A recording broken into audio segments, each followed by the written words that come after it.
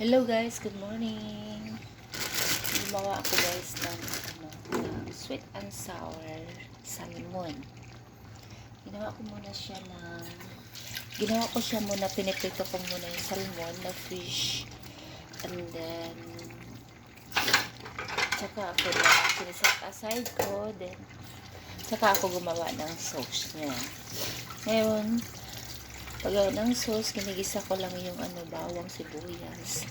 Tapos yung nito guys, yung carrots, ginigisa ko. Then, lagyan ko ng tomato paste, tomato sauce, konting ketchup. Yun lang guys.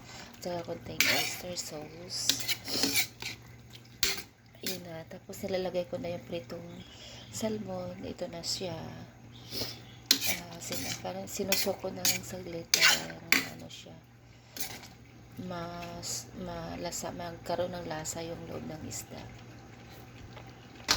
Okay? Thank you for watching guys. Bye bye.